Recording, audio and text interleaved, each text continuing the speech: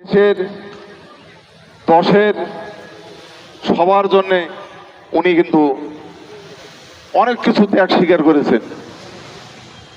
বললে অনেক কিছুই বলতে হয়। তা সকলের 18 কোটি মানুষের কাছ থেকে বিদায় নিয়ে নিয়েছেন। আমরা ওনার জন্যে প্রাণ খুলে দোয়া করব, আল্লাহ পাক যেন ওনাকে ব্যস্তবাসী করে।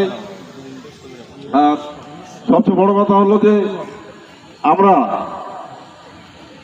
এখানে আজকে যে জানাজাটা আমরা করতেছি, এটা কিন্তু একসময় আমাদের করার কথা ছিল না।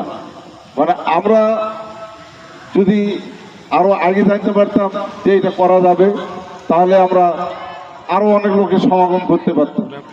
কিন্তু এমন একটা সময় আমার ফোনে আসলো যে আপনি এটা ব্যবস্থা করেন ইউনিয়নে, ওয়ার্ডে ওয়ার্ডে হলেও আরো ভালো হয়, তবে ইউনিয়নেই করেন।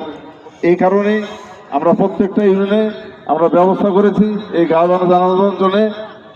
প্রত্যেক নেতাকে নির্দেশনা দেওয়া হয়েছে এবং প্রত্যেক ইউনিয়নে এই জানাজা হচ্ছে।